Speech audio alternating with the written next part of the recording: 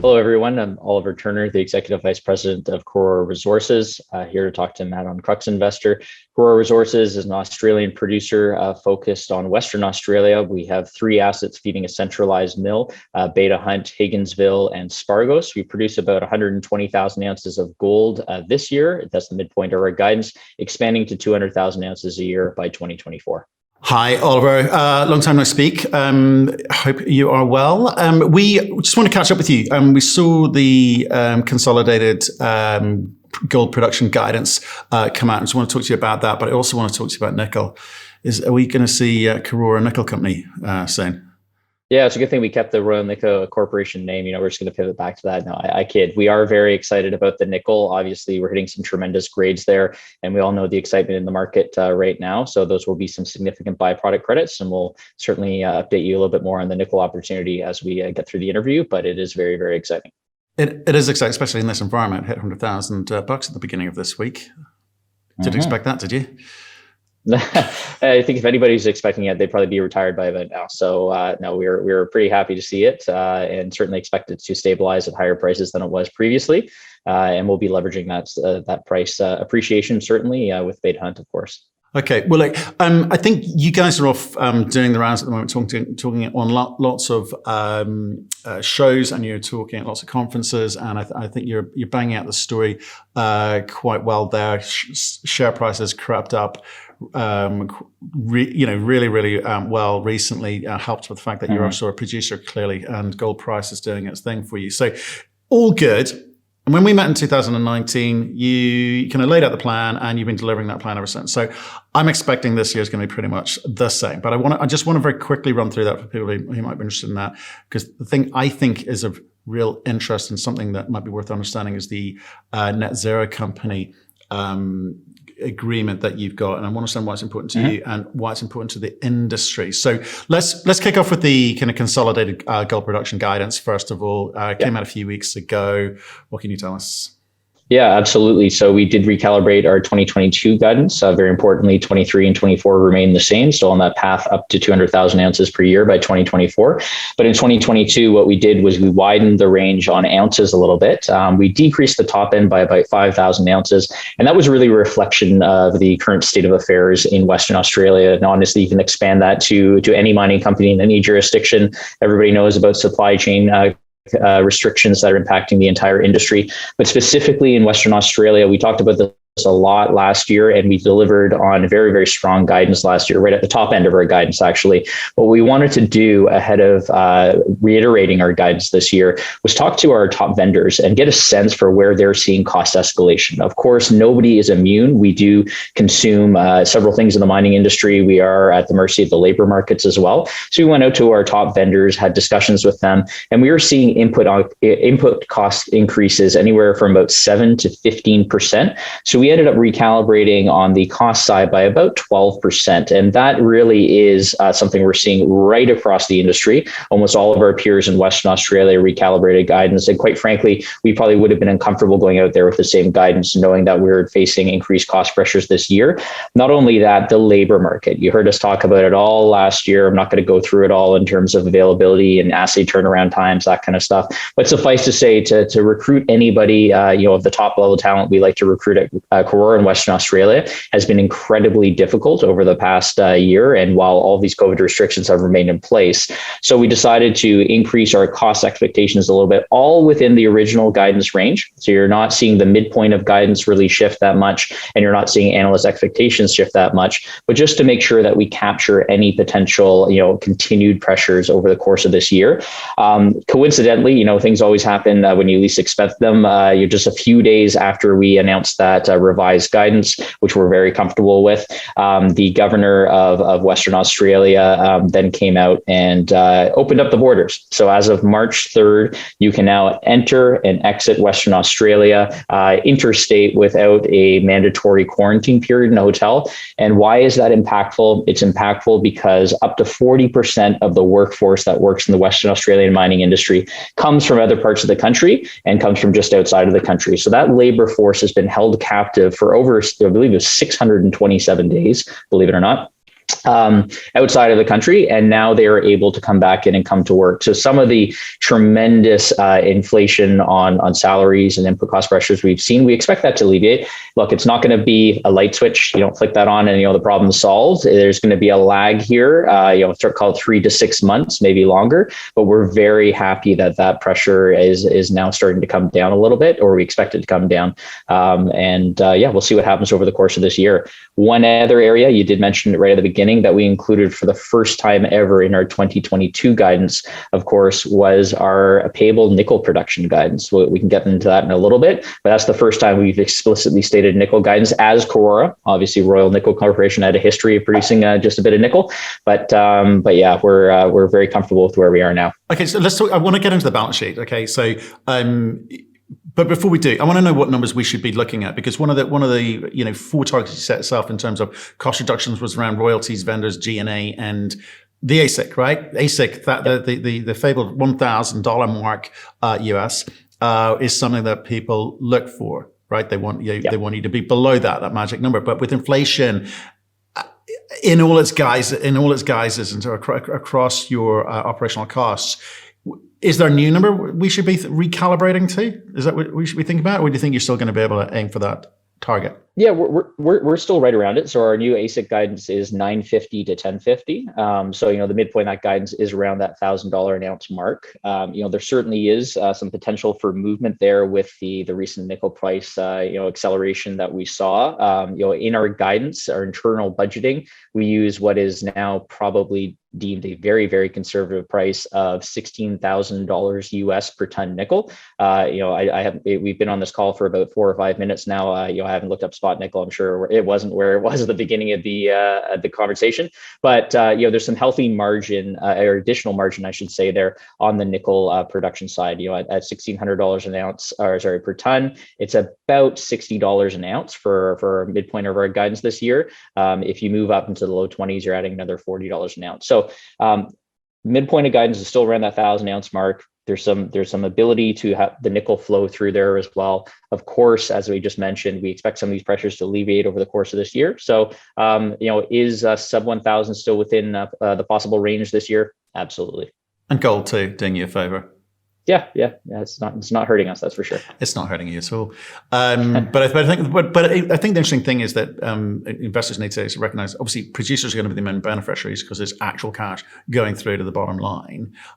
It's a question of what you decide to do with that. So, what is the cash position at the moment? And just again, remind us for those interested, what is the focus for this year in terms of you're working towards this 200,000 ounce a year producer at some point, end of 23, 2024, who knows? What are you targeting? What's important to you this year?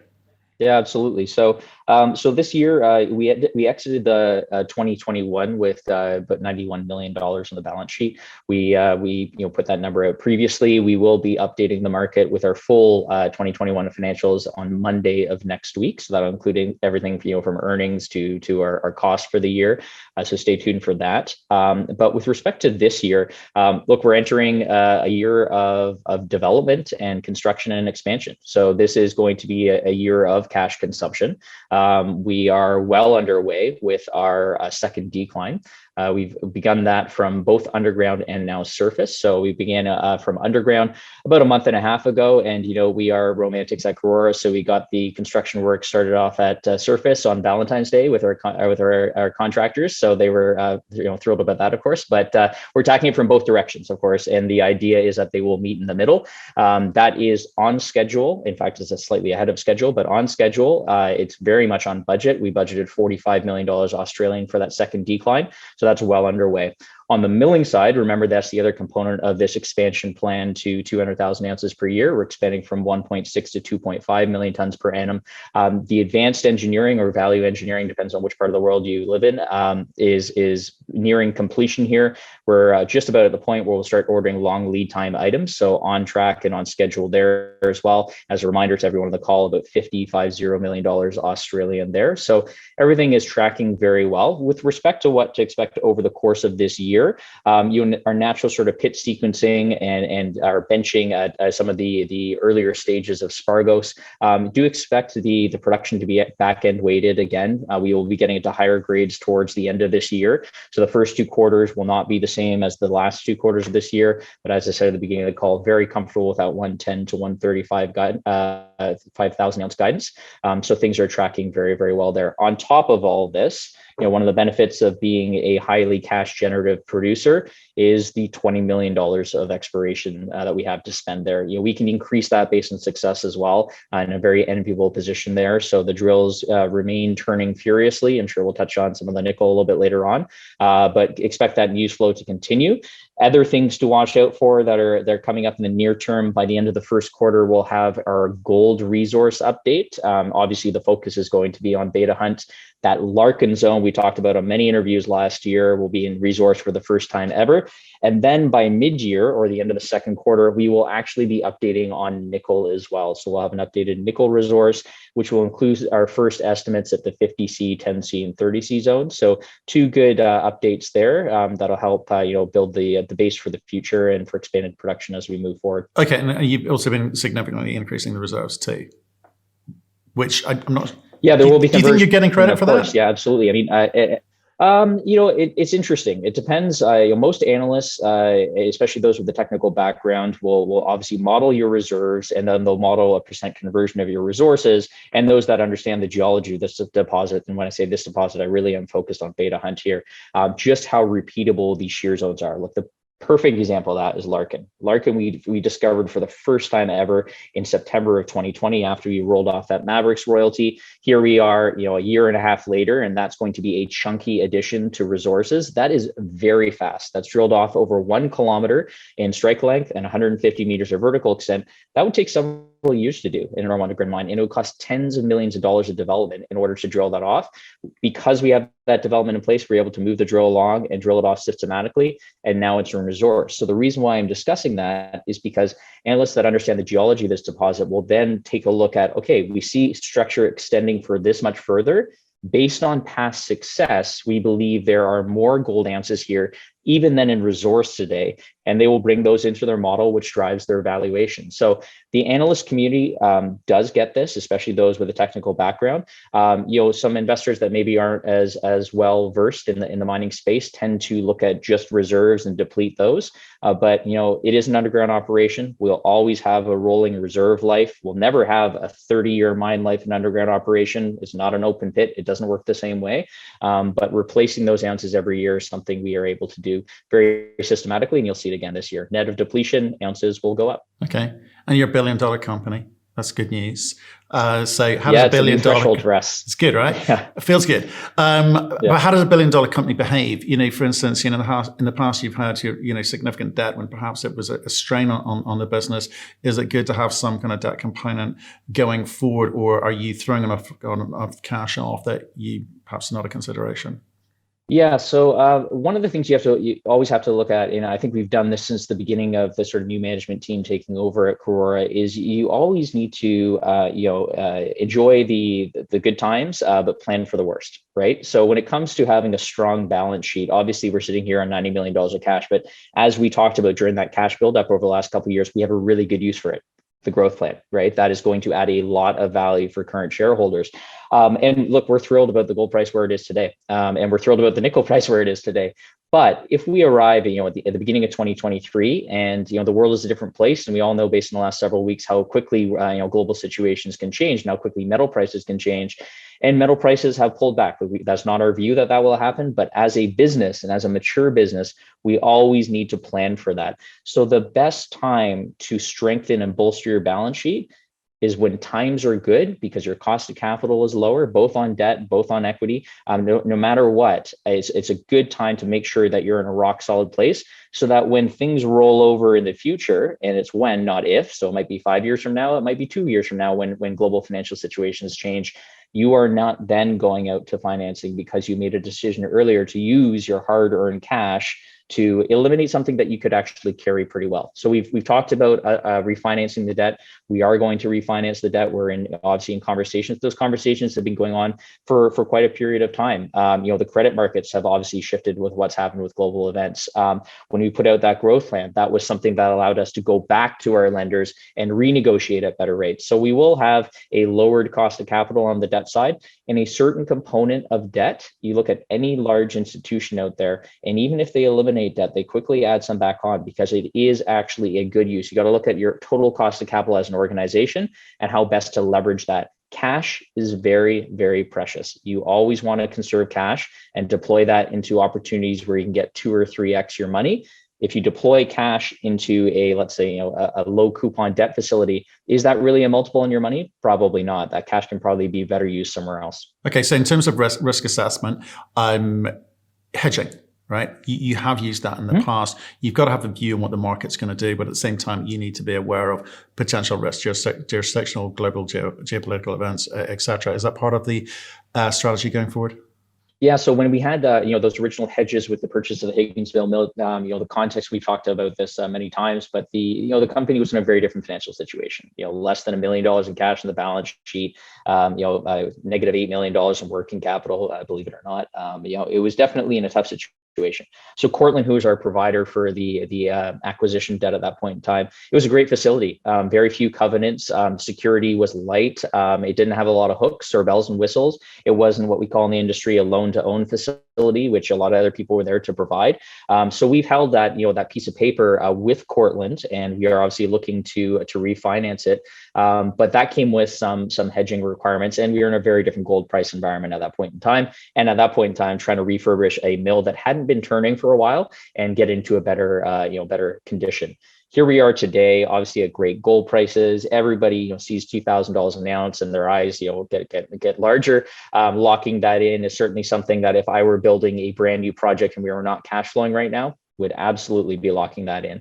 But because we have a strong free cash flow profile, because we have $90 million in balance sheet, because we have the ability to refinance our debt and carry a potential standby facility as backup, we're not looking at hedging today. Certainly not on our primary metal with gold. Portfolio managers, retail investors, they use us as a leverage to the gold price, as a way to expose themselves to gold in their portfolio. If they wanted to lock in a certain gold price, they could do that, with their own futures and their own portfolio. So we want to be fully leveraged to the gold price, and we're very secure with where we are today with our growth plan. Okay, we're nearly at the nickel bit, but we're not there yet. You only asked 3 times. ASX. That was a conversation last year. I kind of missed the discussions on that. What was the thinking not to do it?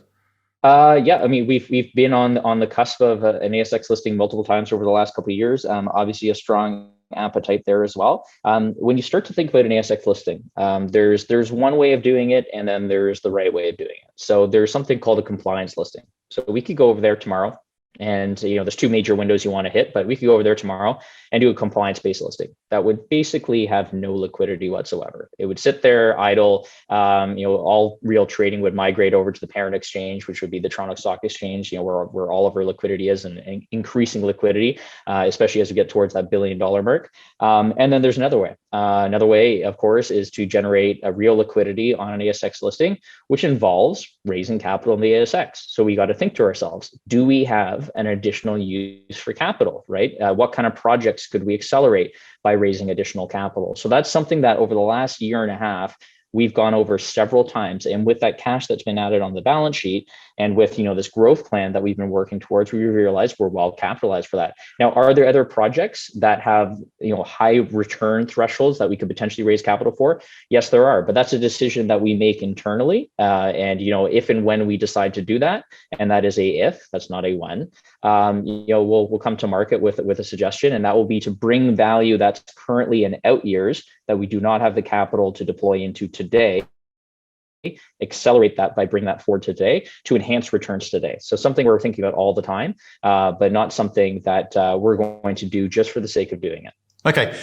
Let's leave gold. Let's go to nickel. Saw the press release talking specifically about extending the 50C zone. High grades, good intervals. How aggressive are you going to be with this?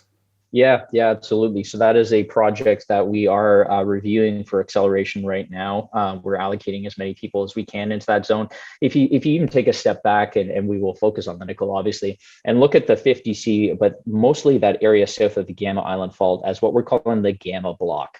So when you start to think about return on investment, and you start to think about where can I put my dollars in this business and get the most dollars out of it, that Gamma Block is a highly not only prospective but potentially profitable block. That is probably the most interesting economic block that we have in the entire business, and no disrespect to other parts of the business, but right now that is very, very interesting, both with respect to nickel and to gold. Remember that we did discover some high grade gold. We drilled a 40 gram intercept just below that 50C area. Surprise, surprise, just like everywhere else in beta hunt, you have nickel sitting on top of gold, right? It's repeating again.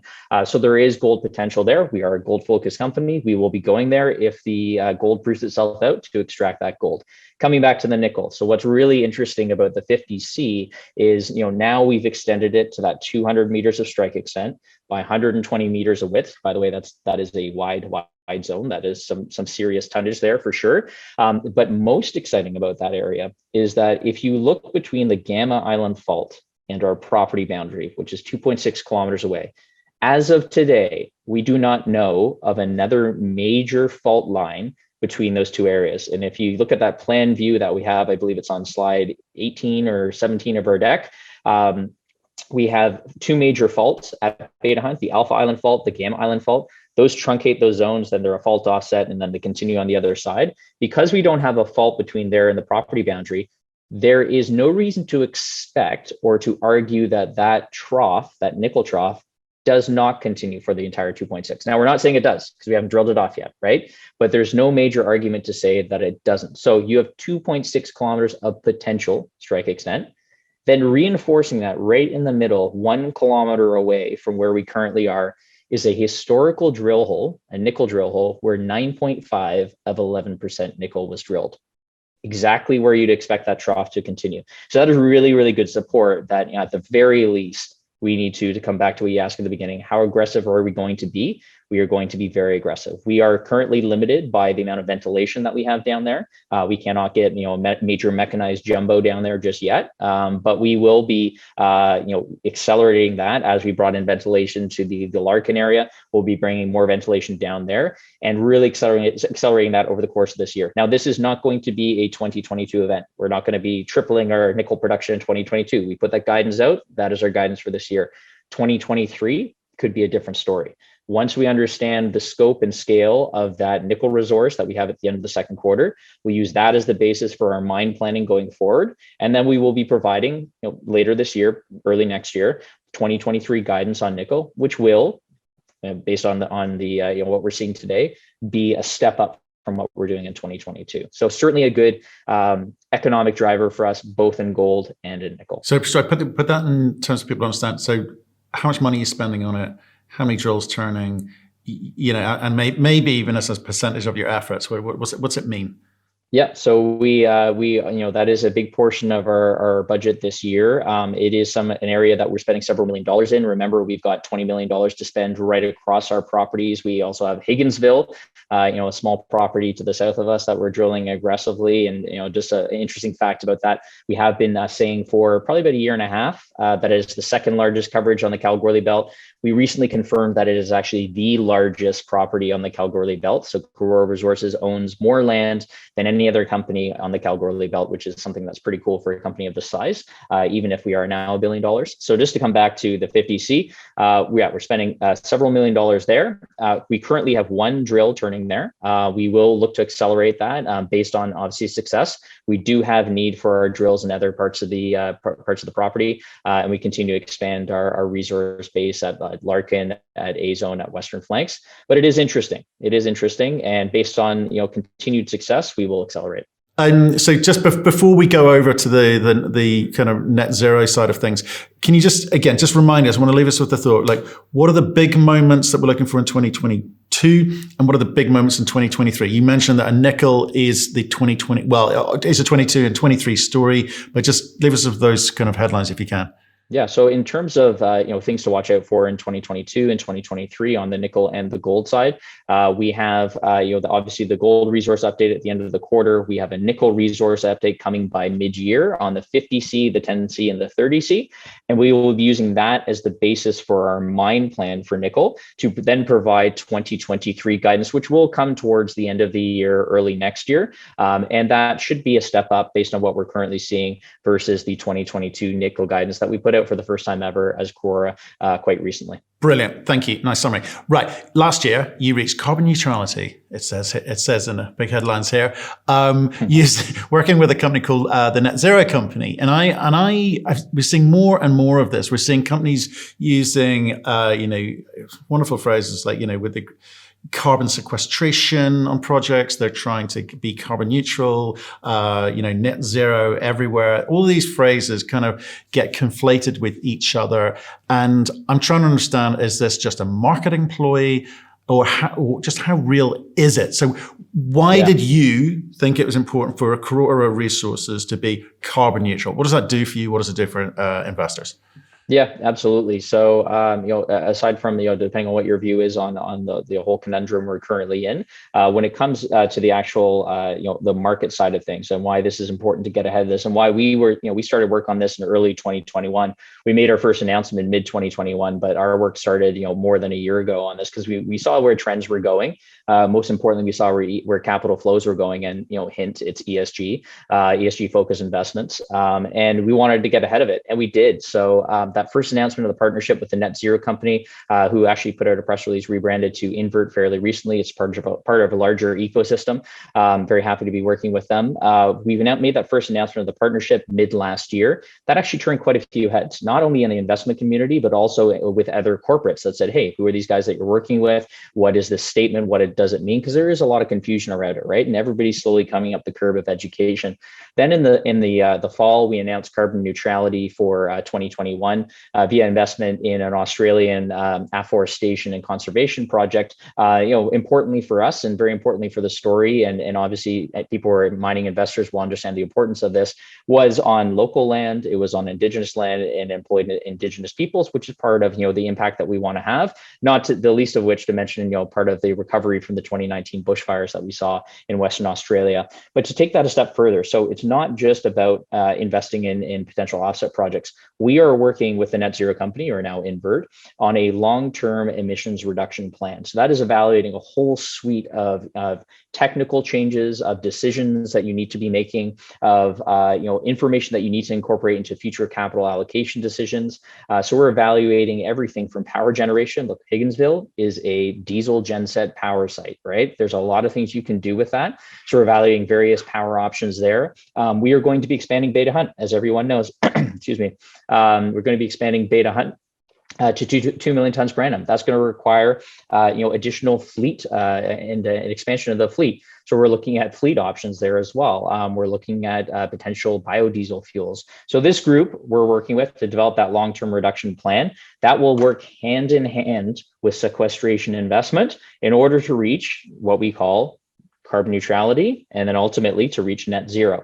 Why does that matter in the market? Now, for market investors, if anybody pulls up an article on ESG capital flows, perfect example is the Net Zero Asset Managers Alliance. So the Net Zero Asset Managers Alliance is a group of the world's largest controllers of capital that have stated that their investee or their portfolio companies must be investing in this space. In December of 2020, when we first started doing some work on this, it was about 9 trillion in AUM. It's a big number, right? Today, it is 57.5 trillion. That is over half of the world's actively managed funds are now mandating this to their investee companies. all the biggest asset managers in the world, the Invescos of the world, the Fidelities, the Blackrock. By the way, Blackrock has now been buying even more of our shares than they owned previously. That's right. Blackrock is investing in Karora, which is a big, big deal because we are going down this pathway, because we have shown initiative, not just in carbon, but right across the ESG space. So a lot of this is going to tie into, we're not going to have a defined plan yet. This takes a long time to work through, but we're going to be updating the market on this in our inaugural ESG report, which does come out at the end of this quarter. That is an important document for a lot of these large investment firms. So this has led to us getting additional investment from major institutions. Some of them I cannot mention because they have not filed, but a very large US institution is a $2.5 billion mining fund, was a lead investor over the course of the fall and into this year, was a big reason why a lot of that liquidity was being soaked up in the low $4 range. So it has led to meaningful purchases of our shares and provided that basis for the increased share price that we've seen over the last period. So new investors is very, very important to attract them by showing that you're going down this initiative. Then a lot of these solutions we're looking at on site are actually cost positive now. What does cost positive mean? It means that there's a lot of decisions you can make that are linked to sustainability that actually have a positive IOR and are ROI and are better than their diesel and combustion engine counterparts. A lot of electric vehicles are actually superior now to diesel or combustion engine counterparts. A lot of power solutions actually make more sense. They have a lower per kilowatt hour charge. So a lot of these things are starting to shift with technology advances. And we've engaged the net zero company or Invert to help us work through that. So we take it very seriously. It does drive, return for us internally. Even if we were a private business, we would be doing this. But certainly in the market, it's translated to significant additional buying and increased share price, which we're all happy to have. Well, it's interesting because it felt certainly like a year ago, it was a case of, I'll go buy some carbon offset credits, and then I'll see you next year. Thank you very much. It was very, very similar. You're talking about it's integral to how the business operates and every facet of the company operates. That's interesting. Yeah. And it's not going to cost you any more than it does now. Yeah. So the idea is, look, we all know where the carbon markets are going. So the important thing is when you talked earlier about being $1 billion business, I sort of translate that into being a more mature business and thinking about the future here. You now have to, every business doesn't matter if you're mining or if you're in a completely different sector, you have to start building in the price of carbon into your business planning. There are tax regimes. Canada is a perfect example. Canada has a federal carbon tax. There's tax regimes that cover multiple sectors here, right? There's tax regimes that cover multiple jurisdictions. So building that carbon price into your future planning is something that you need to do. And that's something that the net zero is helping us do, because inaction will lead to significant further cost. And so if you're planning ahead to find a way to, let's say, secure a future cost of carbon and to reduce your carbon bill by reducing emissions, that allows for very smart future planning in the current business environment. See, it's working for you. You think it will work for other companies in the mining space will need to consider something like this. They will need to approach a net zero company to change the way that they behave if they are to get the investment that they want from the bigger funds. Simple message. Yep, absolutely. It's now, the investment landscape's completely changed. Fund managers I talked to when I was previously at GMP Securities as a research analyst, guys I talked to 4 or 5 years ago that would invest in this in a heartbeat are now have their hands tied by their investment committees, and they need to meet certain ESG related criteria. Carbon is now one of them in order to invest in scale and in size. Again, Blackrock's a perfect example. They started off with a small toehold. Off the back of a lot of this, they've increased their position meaningfully. So it does matter. Okay, so we'll look out for Invert or the net zero company, as they're also known. Look, I appreciate today your time today, Oliver. I know you've got a dash, you've got another call to do. We will hopefully see you soon. Learned a lot more about how this thing moves forward. Appreciate your time today. Thank you. Thank you very much.